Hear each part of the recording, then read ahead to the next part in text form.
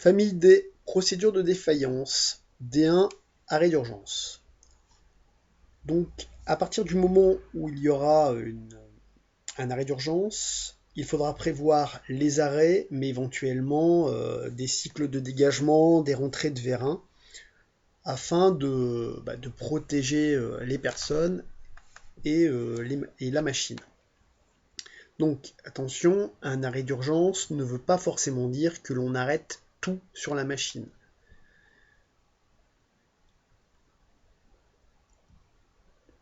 Cet état doit être prioritaire sur tous les autres.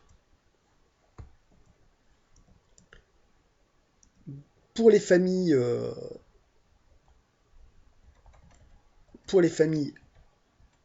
A, donc on a déjà vu A1, on a déjà vu A2. Maintenant, nous allons passer à A5, préparation pour remise en route après défaillance. Donc lorsqu'on aura fait un arrêt d'urgence, afin de pouvoir remettre la machine en état, eh bien, on sera peut-être amené à mener des opérations de dégagement, de nettoyage, afin de pouvoir après réinitialiser la machine pour rejoindre la case évidemment A1 pour retrouver un état initial. Nous allons voir comment prendre en compte un arrêt d'urgence. Donc précédemment, nous avions élaboré un GPN qui reste inchangé. Nous avions élaboré un GC qui va lui évoluer maintenant. Et on se rappelle que le GC était au-dessus d'un point de vue hiérarchique du GPN. Le GS, graveset de sécurité ou de sûreté, qu'on pourrait appeler parfois GAU, graveset d'arrêt d'urgence, sera prioritaire sur tous les autres gravesets, que ce soit le GC, le GPN ou d'autres gravesets de tâches éventuelles. Donc je répète encore, le graveset prioritaire sera toujours le GS. Si on regarde notre GEMA,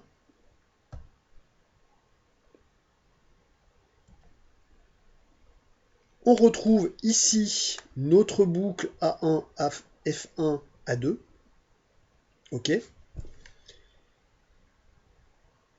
Et on voit apparaître maintenant les cases D1 à 5. Cette symbolique-là signifie qu'on peut rejoindre cette case de n'importe quelle autre, à partir de n'importe quelle autre, pardon. Donc ici, on voit que à partir du moment où nous allons activer le bouton SAU, on se retrouvera dans l'état rectangle état D1, dans lequel nous désactiverons le GPN, de telle sorte qu'il n'y aura plus aucune action possible au niveau du GPN. Et pour sortir de D1, il faudra déverrouiller l'arrêt d'urgence, SAU bar, et nous nous retrouverons dans la case A5. Dans la case A5, nous devrons réinitialiser le GPN et enlever manuellement la pièce qui serait éventuellement restée sur le tapis. Une fois le graveset réinitialisé et la pièce enlevée, lors d'un appui sur Init, nous nous retrouverons dans la case A1, donc en état initial. Comment fabrique-t-on un GS? C'est très simple. Un GS ne doit comporter que deux étapes. Une étape qui correspond à un état hors arrêt d'urgence et une étape qui correspond à l'état en arrêt d'urgence. On voit ici qu'à l'étape initiale, l'étape 100 n'a aucune influence sur les autres gravesets, aucune action associée. En revanche, à partir du moment où nous allons appuyer sur SAU, on se retrouve à l'étape X101, et là, on voit un double rectangle avec une instruction à l'intérieur qui correspond donc à l'état D1. GGC 8 signifie que nous allons forcer le graveset de conduite à se positionner à l'étape 8, peu importe dans quelle étape il se situait.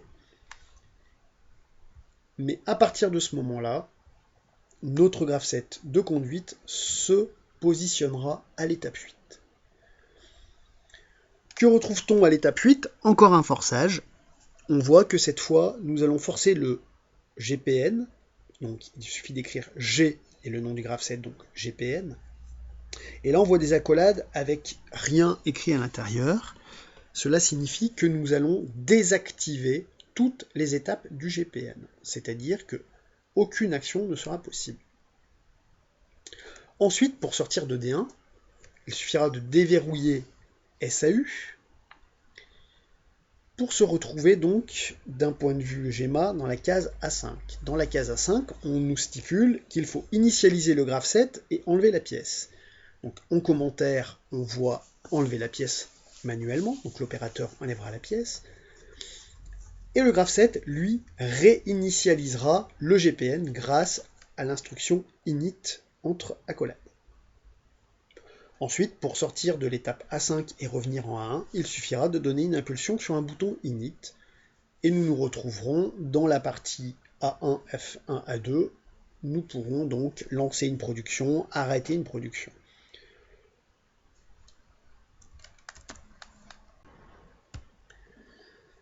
Famille F, toujours les procédures de fonctionnement. Nous avions vu F1.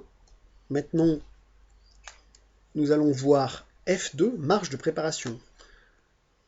Donc pour certaines machines, il sera nécessaire d'avoir une marge de préparation avant la production, c'est-à-dire qu'il faudra par exemple préchauffer un outillage, remplir des cuves, et effectuer tout un tas de mises en route diverses. Lors de l'arrêt d'une machine, parfois aussi, on sera amené à utiliser la case F3, marche de clôture, qui nous permettra de lancer une procédure afin d'arrêter la machine en fin de journée ou en fin de série, qui pourra permettre donc de vider des cuves, les nettoyer, relaisser descendre en température des fours, redescendre en pression certains produits, tout un tas de procédures afin que la machine soit arrêtée correctement et revienne bien en état initial.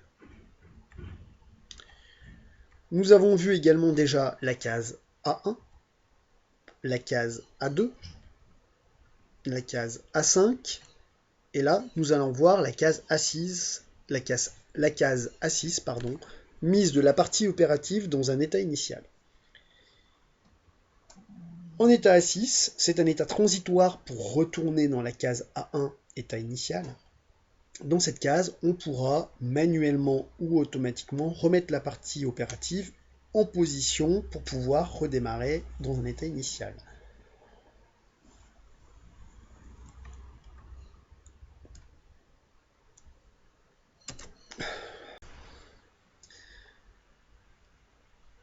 Petite modification pour pouvoir lancer une production.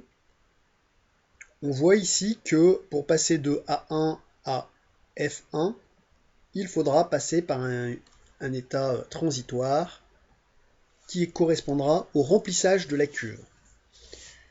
Donc à partir du moment où nous serons en F2, un graph set de tâches remplir cuve, mal accès produit par exemple sera lancé. Et une fois que la cuve sera prête, on le détectera par un capteur par exemple, ou un numéro d'étape peut-être, on pourra se retrouver en F1 et là lancer notre graph set de production normale qu'on a vu dans les exemples précédents. Donc nous sommes en production, on produit des pièces, tout se passe bien. Arrive la fin de la journée et on décide d'arrêter la production. On désire en fin de production vider la cuve et la nettoyer afin de pouvoir reprendre le lendemain une production sans avoir un produit qui a séché par exemple. Donc nous allons passer par un nouveau rectangle état, F3, d'accord. Donc pour y accéder, il suffira d'activer un bouton arrêt de production par exemple, et puis d'avoir le capteur qui correspond à la fin du GPN, ou un numéro d'étape éventuellement. Donc ce sera un arrêt de clôture dans lequel nous nettoierons la cuve et viderons la cuve. Une fois que ces actions seront réalisées, grâce à un capteur ou un numéro d'étape qui correspondra à la fin du graphe 7 vider cuve, nettoyer cuve, on pourra se retrouver en A1 et recommencer un nouveau cycle le lendemain, par exemple, en relançant une marche de préparation, en remplissant, malaxant le produit, par exemple, etc. Donc, évidemment, cela va modifier le GC que nous avions précédemment. Concernant le GS, c'est toujours la même chose, 2 étapes, une étape hors arrêt d'urgence, une étape en arrêt d'urgence qui viendra positionner le graphe 7 GC à l'étape 8.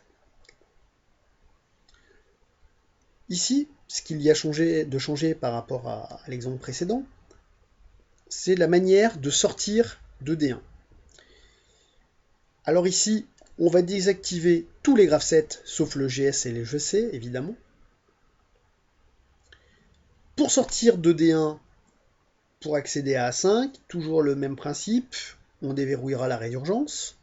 Et ici, on réinitialisera les graphes 7, c'est-à-dire le GPN, le graphe 7 de cuve, remplissage de cuve, le graphe 7 nettoyage de cuve, etc. Donc ils seront tous réinitialisés. Lors d'un appui sur un bouton init, une procédure automatique pourra évacuer la pièce en faisant tourner le tapis. Et puis là, attention, il faudra peut-être revider la cuve, car on s'est arrêté en plein milieu d'une production, ce qui peut poser un problème au niveau des produits peut-être. Donc là, on passe par la case A6, remise en état initial de la machine. Une fois que celle-ci sera remise en état initial, on pourra le détecter par des numéros d'étape ou bien par des capteurs. On se retrouvera de nouveau en A1. Et je reviens sur le GS. Évidemment, que l'on soit en A1, en F1, en F2, en F3, en A5 ou bien en A6, à partir du moment où on appuiera sur SAU, on aura un forçage de GGC et on se retrouvera en situation d'arrêt d'urgence.